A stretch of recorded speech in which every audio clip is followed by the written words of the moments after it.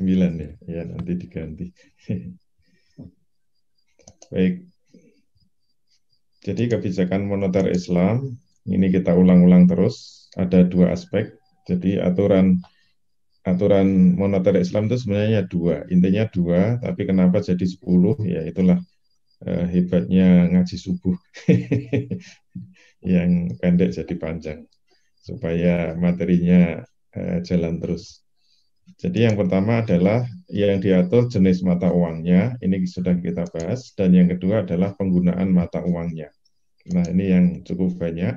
Untuk penggunaan mata uang kita masih di posisi yang nomor dua, yaitu larangan riba. Untuk aturan jual beli mata uang atau SORF sudah, kemudian yang belum adalah kanzul mal dan seterusnya. Nah ini yang agak panjang memang larangan riba. Untuk berikutnya mungkin pendek-pendek karena dampak secara ekonomi ya tidak terlalu signifikan. Untuk larangan riba ini masih belum selesai. Jadi kita sekarang masuk ke khusus larangan riba nasiah. Tapi dalam tinjauan ekonomi, bukan dalam tinjauan fikih ya, bukan dalam tinjauan hukum riba. Karena kemarin sudah kita bahas. Nah, riba itu apa? Kemarin di awal sudah dijelaskan. Ar-riba huwa kullu ziyadatin li akadil muta'akida ini fi akdil mu'awadoti min ghairi muqabilin au huwa az-ziyadatu fi muqabilil ajli. Ini definisi riba secara umum sudah kita bahas. Jadi riba itu ada dua macam. Riba adalah kullu ziyadatin, setiap tambahan li akadil muta'akidani, dari dua pihak yang berakad fi akdil muawadoti, dalam akad muawadoh atau tukar menukar min ghairi muqabilin, yang tidak memberikan kompensasi. Itu riba fadl. Kemudian yang kedua adalah riba nasiah, adalah az-ziyadatu fi muqabilil ajli. Tambahan karena kompensasi waktu. Jadi riba nasiah kalau kita ambil sendiri, definisinya adalah az-ziyadatu fi muqabilil ajli. Tambahan karena kompensasi waktu. Jadi yang paling menonjol ini nanti aspek pembahasan waktunya. Dari kata nasiah, nasiah itu nasa'a ya. Nasa'a itu masa menunggu. Maka riba nasiah itu riba karena kompensasi dari masa menunggu. Jadi orang meminjamkan, orang mengutangi itu kan dia harus menunda pemanfaatan uang itu. Jadi kalau uang itu dipegang itu kan bisa dimanfaatkan. Tapi ketika uang itu dipinjamkan, yaitu kehilangan kesempatan menikmati uang itu atau memanfaatkan uang itu. Nah, kehilangan kesempatan itu disebut kehilangan waktu menikmati uang itu. Karena dia itu kehilangan waktu dalam menikmati uang itu, maka dia minta kompensasi. Kompensasi apa? Kompensasi masa menunggu, menunggu kembalinya uang itu. Itu yang disebut nasiah itu. Jadi bunga ini muncul karena orang yang meminjamkan itu meminta kompensasi kehilangan kenikmatan dalam memanfaatkan uang itu. Maka semakin lama dia menunggu kembalinya uang, kompensasi yang diberikan harus semakin banyak, harus semakin tinggi. Nah, itu yang disebut riba nasiah. Itu konsep yang dibangun oleh orang kapitalis. Nah, karena adanya riba nasiah itulah, nah sekarang tinjauan ekonominya. Karena ada riba nasiah itu, maka akan mengakibatkan fungsi mata uang itu berubah. Jadi ingat, teori mata uang yang asli, mata uang itu dulu asal muasalnya adalah berasal fungsinya itu adalah sebagai alat tukar. Itu fungsi asal dari mata uang itu adalah sebagai alat tukar dan sebagai alat penyimpan nilai. Itu disebut teori klasik ya. Dulu sudah pernah kita singgung istilah teori klasik, ekonomi klasik.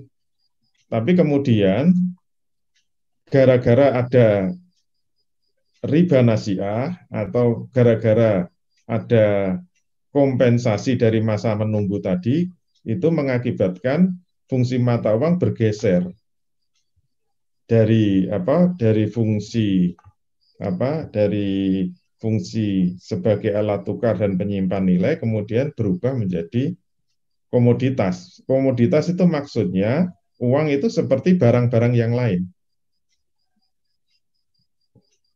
Seperti kalau saya punya buku seperti ini, kalau saya punya buku ini namanya komoditas, sehingga buku ini kan bisa diperjualbelikan. Saya ini beli buku ini 100.000, maka bisa saya jual 120.000. Saya kan dapat untung 20.000. Berarti posisi buku ini sebagai alat komoditas. Dan uang ternyata akhirnya bergeser fungsinya.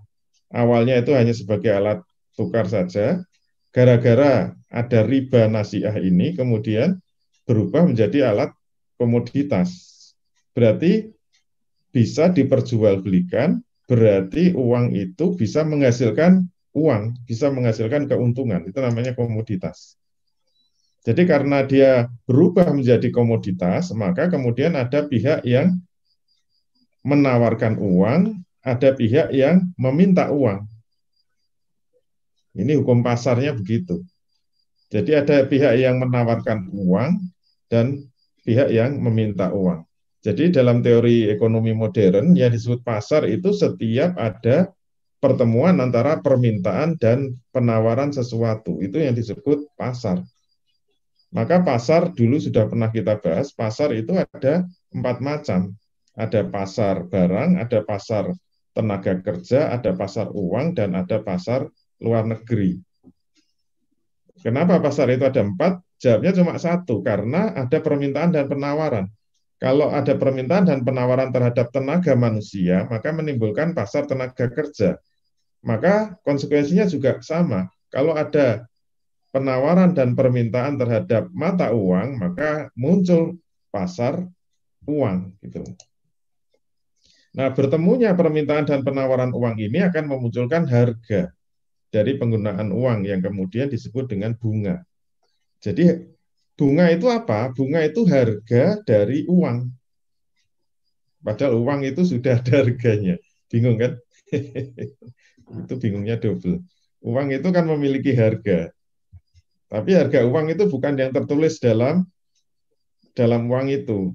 Yang dimaksud harga uang itu bukan 100.000, bukan 50.000, bukan 20.000, itu bukan harga uang.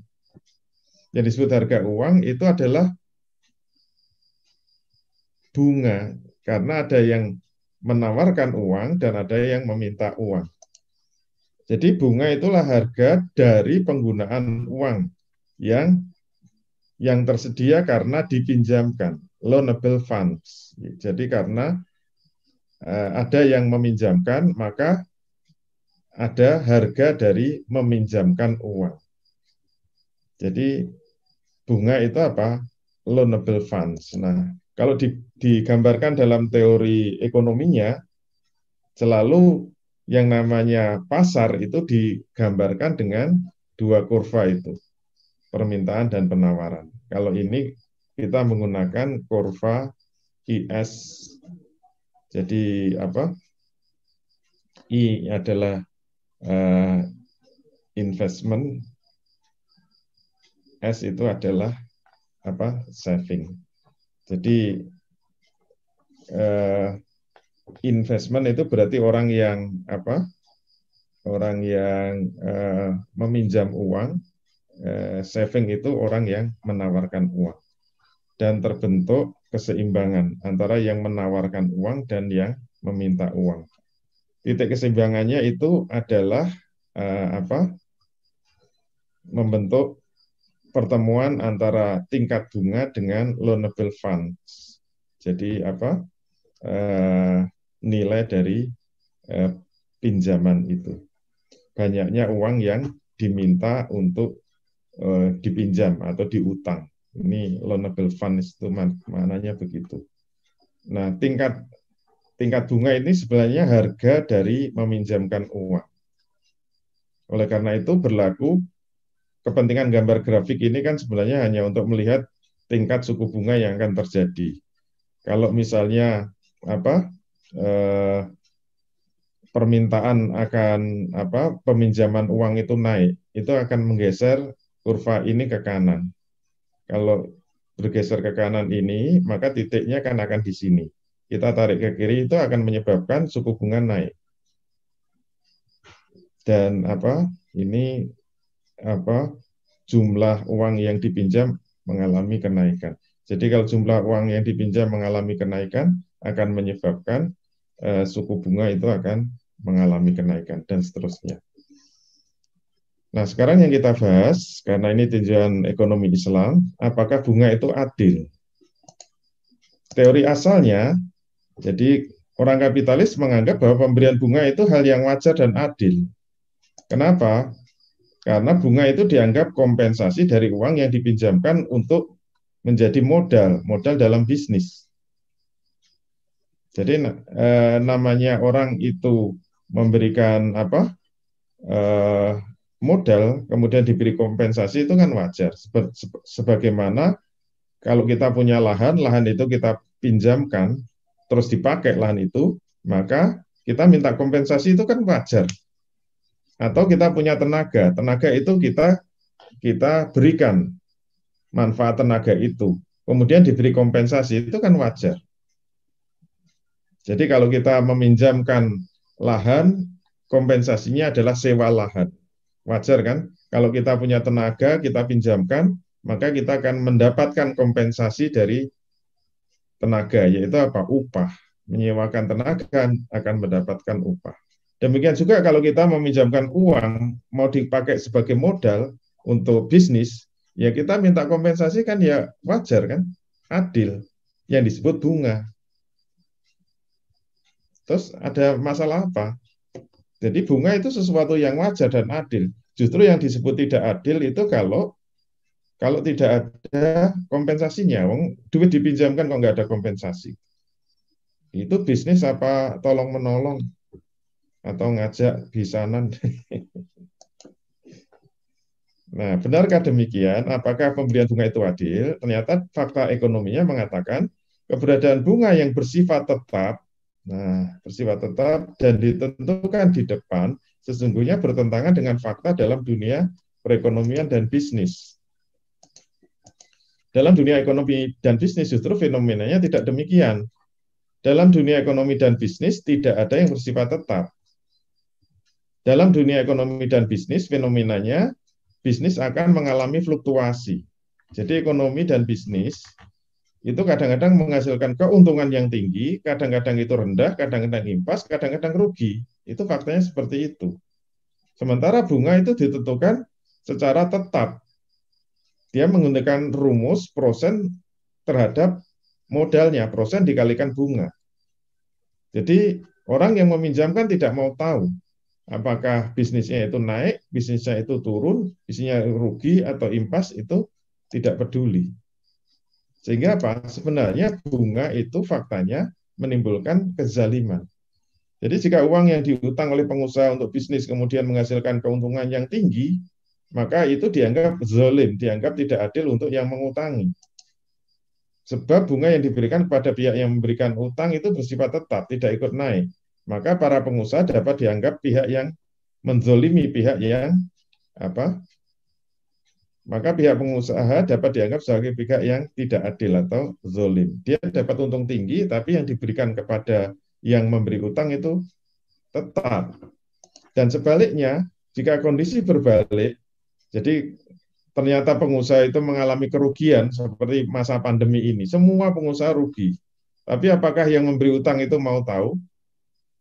Dia sudah tidak mau tahu. Yang penting kamu harus tetap memberikan bunga kepada saya secara tetap. Anda mau bangkrut kayak apa, saya nggak peduli. Kalaupun ada yang disebut peduli itu hanya hanya penjadwalan ulang saja gitu. Istilahnya relaksasi aja gitu. Ya bolehlah ditunda, tetapi nggak ada yang namanya bunga itu nanti turun atau nanti utangnya menjadi turun, nggak ada. Itu hanya relaksasi aja. Ya, karena sudah pegel ya, relaksasi. Jadi hanya ditunda saja itu. Sehingga dengan demikian pihak yang mengambil bunga yang bersifat tetap itu adalah pihak yang zalim. Sebab mereka mengambil keuntungan dari hasil eksploitasi tenaga orang lain tanpa melihat lagi Apakah usahanya menghasilkan keuntungan atau justru mengalami kerugian. Jadi pihak yang mengambil bunga tidak mau tahu kondisi itu. Tuntutannya hanya satu, mereka akan terus meminta mendapatkan keuntungan yang bersifat tetap dari uang-uang yang mereka utangkan. Jadi fenomenanya, bunga itu disebut wajar, adil itu tidak benar. Itu bertentangan dengan fakta. Kesimpulannya apa? Bunga itu justru zolim. Oke. Sekarang kita naikkan lagi posisi uang sebagai faktor produksi tadi. Kita kaji secara lebih dalam. Selain dia itu sebagai komoditas, jadi uang itu sebagai komoditas, ternyata fungsi uang itu sebagai salah satu faktor produksi. Jadi tadi sudah kita singgung, dia berdampingan dengan faktor produksi yang lain, yaitu lahan dan tenaga kerja.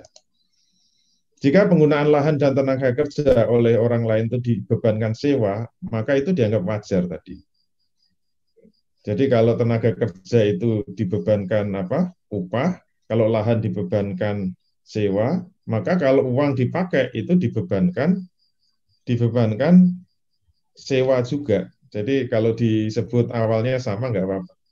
Kalau meminjamkan lahan disebut sewa, meminjamkan tenaga juga disebut sewa, maka meminjamkan uang ya harus nyewa juga.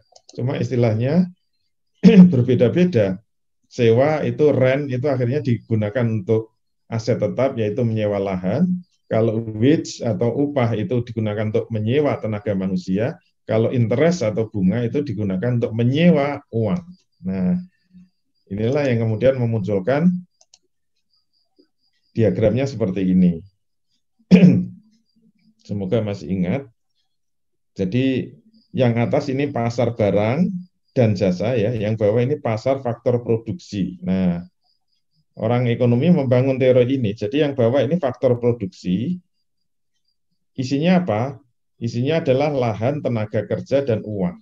Jadi faktor produksi itu ada 3. Lahan, tenaga kerja, dan uang. Disebut faktor produksi karena perusahaan untuk memproduksi barang dan jasa itu tidak bisa kecuali harus ada lahannya, harus ada tenaga kerjanya, harus ada modalnya. Maka kalau perusahaan menggunakan lahan, dia harus membayar sewa. Kalau menggunakan tenaga kerja, harus membayar upah. Kalau dia menggunakan uang, maka dia harus membayar bunga. Itu teori faktor uang sebagai faktor produksi. Nah, jadi bunga disamakan dengan upah, disamakan dengan sewa yang bisa masuk ke pasar faktor produksi. Nah, bagaimana menghitungnya? Karena dia itu harus membayar sewa, karena uang dipakai harus membayar sewa, itu harus ngerti bagaimana teori menghitung sewa uang itu. Jadi selanjutnya dibangun teori bunga dengan sebutan time value of money, nilai waktu dari uang. Nah, yang mengejutkan apa? Wah, nggak cuma mengejutkan ya. Kalau mengejutkan itu biasa. Kalau bahasa Arab mengejutkan. Ternyata teori bunga itu dibangun dengan apa? Di mikrobiologi, kemudian mikroekonomi. Ternyata sama. Makanya teman-teman saya yang protes itu, kok pindah itu? Enggak. Mikrobiologi dengan mikroekonomi itu sama. Buktinya apa? Teori bunga itu diambil dari teori pembelahan sel. Saya belajar mikrobiologi kan diajari teori pembelahan sel. Jadi sel itu kalau ditaruh di petri dish ya, ditaruh di petri yang ada ada gelnya, dikasih nutrisi, itu dia akan membelah. Sel satu itu akan membelah jadi 2. Biarin aja, nanti akan membelah jadi 4 kan? Biarin saja, nanti akan membelah jadi 16. Biarin aja, nanti jadi 64. Biarin aja. Nggak bisa ngitung lagi. Itu namanya teori pembelahan sel. Dan rumusnya bisa dihitung.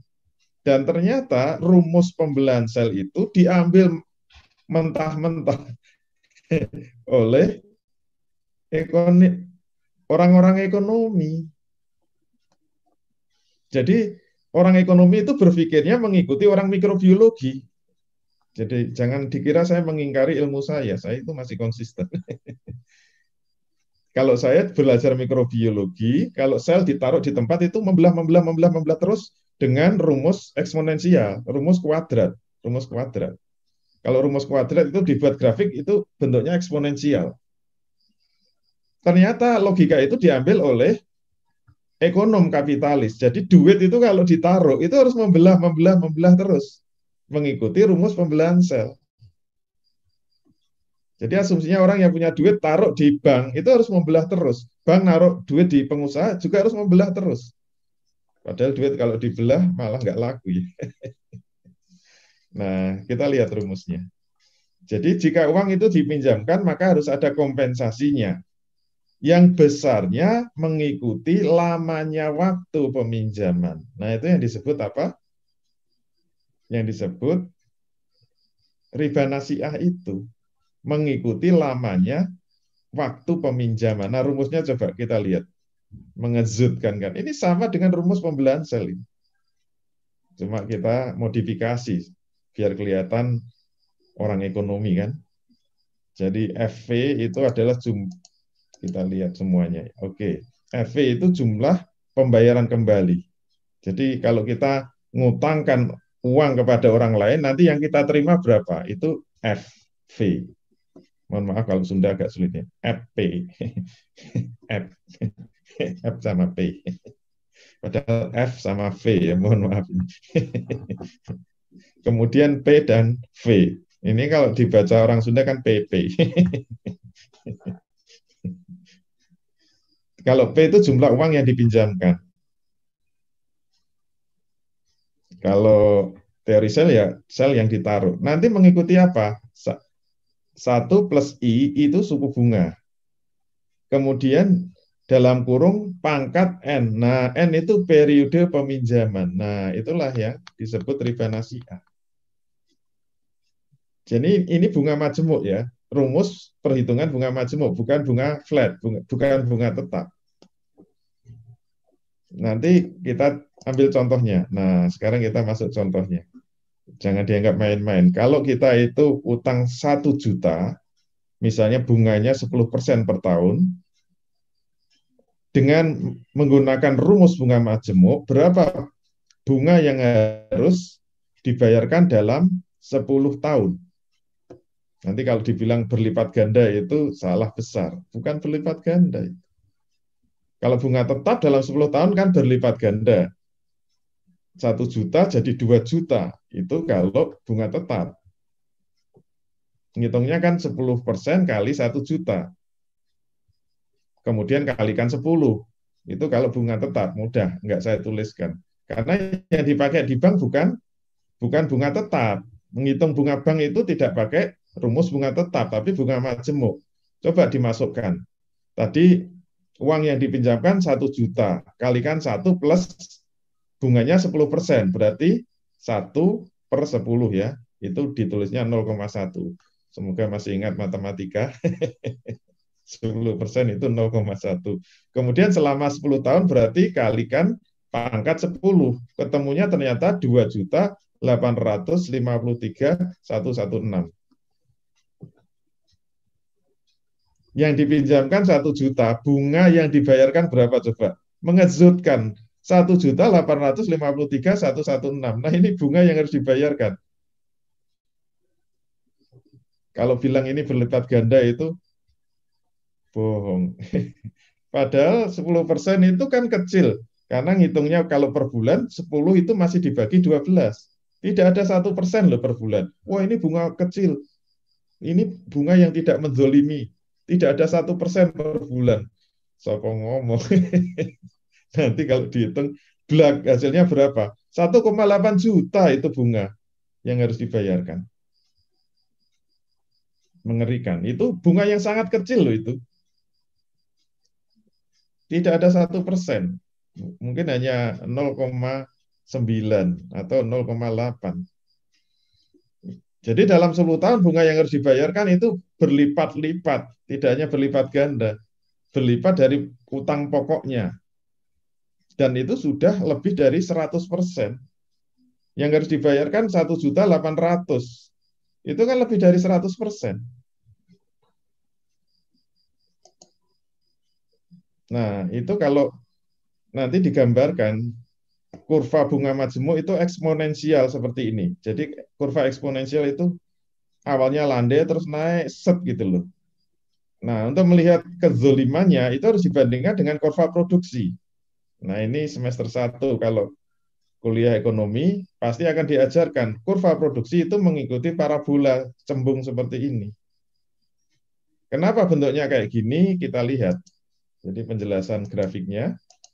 Kurva produksi itu berbentuk parabola cembung karena berlaku hukum produksi yang bunyinya the law of diminishing returns. Ini anak-anak ekonomi semester 1 sudah akrab dengan the law of diminishing returns, yaitu hukum pendapatan yang akan semakin berkurang. Maksudnya apa? Contohnya ya, ini fakta real di dalam alam ini, dalam kehidupan nyata.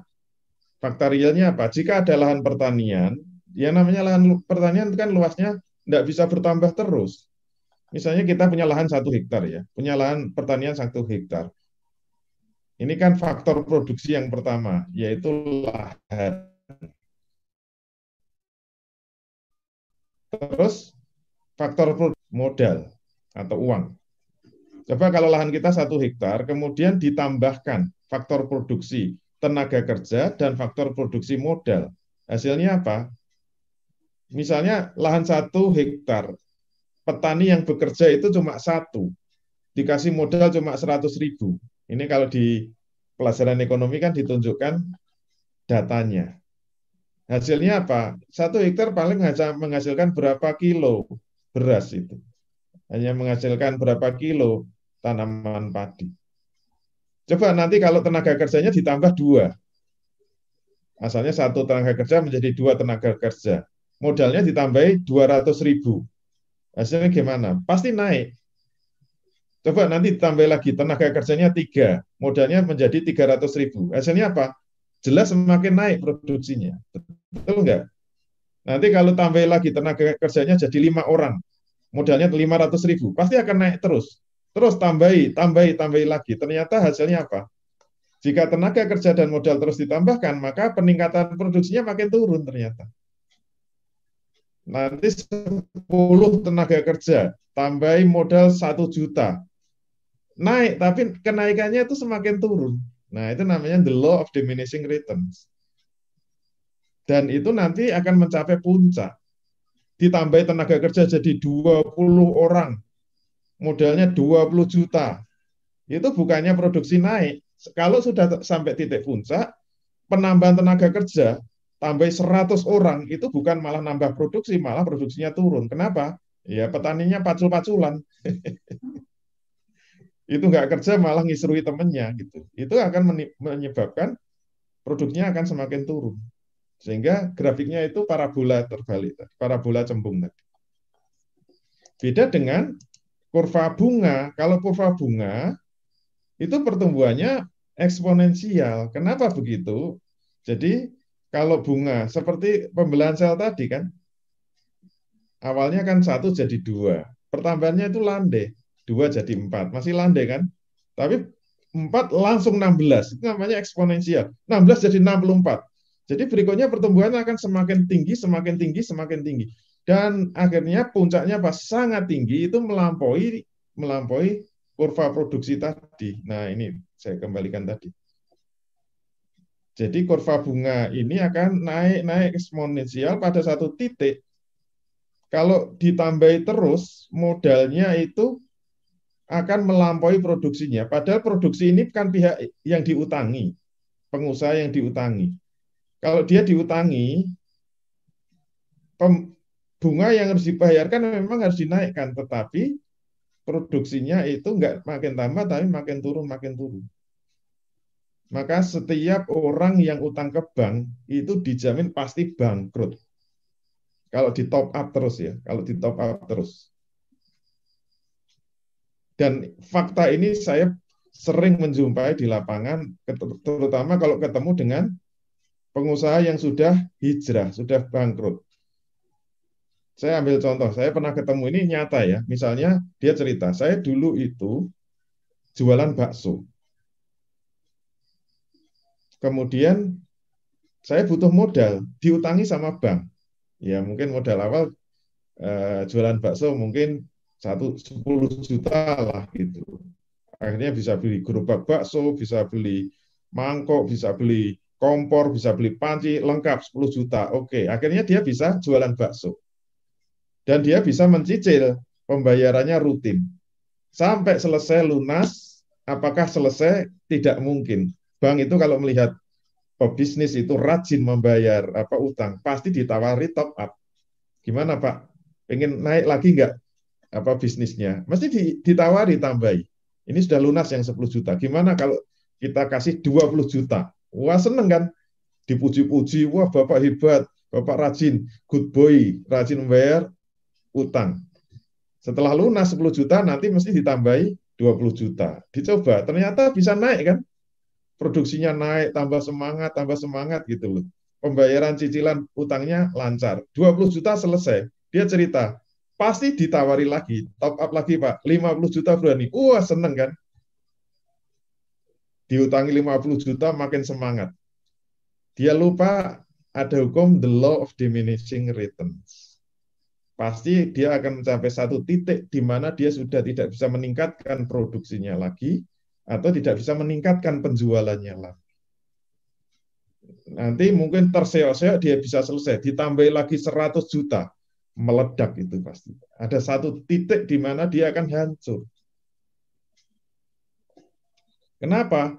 Bunganya itu naik terus. Puncaknya pertumbuhan bunga akan sangat tinggi sekali melampaui pertumbuhan produksi. Kurva yang berbentuk demikian itu karena apa? Karena rumusnya itu rumus persamaan kuadrat. Sehingga bentuknya eksponensial. Itu sangat jomplang. Produksi itu adalah kurva parabola, sedangkan bunga itu eksponensial. Itu nggak disadari. Makanya karakter bunga itu pasti menghancurkan. Allah mengatakan yamhaqullahu riba wa yurbi shadaqah. Allah akan memusnahkan riba, akan menghancurkan riba. Riba itu pasti menghancurkan ekonomi. Dan kalau sodakoh itu akan menyuburkan ekonomi. Karena sodakoh nggak harus mengembalikan kan. Pasti jadi subur. Oke, yang ketiga kita lihat bunga menyebabkan inflasi. Jadi tadi tiga ya tinjauannya. Jadi ada bunga itu sebagai menyebabkan uang menjadi alat komoditas. Yang kedua apa? Bunga itu menjadi alat produksi. Yang ketiga sekarang kita tinjau, bunga itu bisa menimbulkan inflasi. Dalam konteks perdagangan, dalam skala lebih makro, adanya riba atau bunga dalam transaksi perdagangan ternyata akan menyebabkan harga jual dari barang itu mengalami kenaikan, jadi mahal. Jika seorang pedagang atau produsen mendapatkan modal dari utang, kemudian dia berkewajiban untuk mengembalikan hutang pokoknya plus bunga, maka itu pasti akan membuat penjualan barang itu naik. Kenapa? Karena biaya produksinya naik. Beda nanti kalau dalam Islam itu dalam bentuk sirkah. Kalau sirkah nggak ada beban untuk menaikkan harga. Jika hal itu terjadi secara makro, itu pasti akan menimbulkan inflasi. Nah, masih ingat ya gambar ini? Jadi kalau ada kurva, ini titik awalnya P di AD, AS ini titik awalnya. Kemudian ini E ini P1 harusnya ini ada garisnya Y1, titik keseimbangan awal. Nah, yang bergeser apa? Ternyata yang bergeser itu adalah kurva AS. Jadi beban riba menyebabkan apa? Produksi akan turun. Tertekan dia karena biaya produksinya tinggi. Dan itu menyebabkan ternyata apa? Titik keseimbangan bergeser di sini menyebabkan harga-harga itu naik. Nah, itulah yang disebut inflasi. Dan pertumbuhan nasional itu turun. Jadi jahat betul itu. Inflasi itu kan ada dua macam. Dulu mungkin sudah saya singgung. Ada inflasi akibat dari tarikan permintaan, ada inflasi karena tekanan biaya.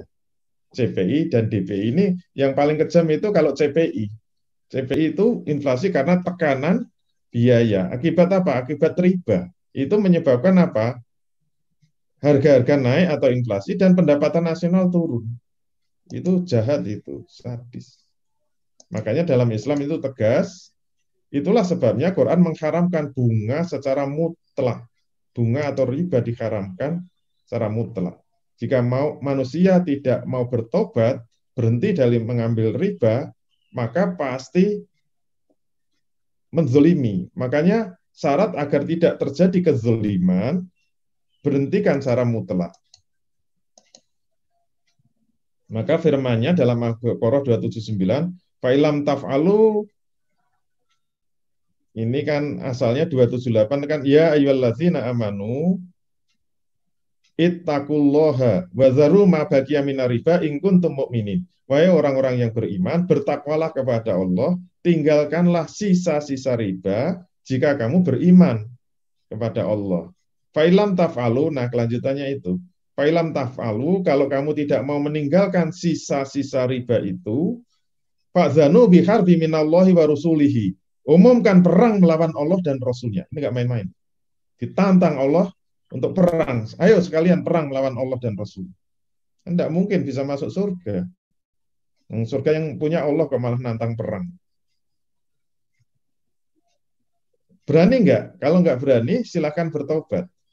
Wa in tubtum falakum ru'usu amwalikum. Kalau kamu ingin bertobat, maka kembalikan pokok hartamu, pokok utangmu. La tazlimu wala tuzlamun. Kamu tidak menzolimi dan tidak dizolimi.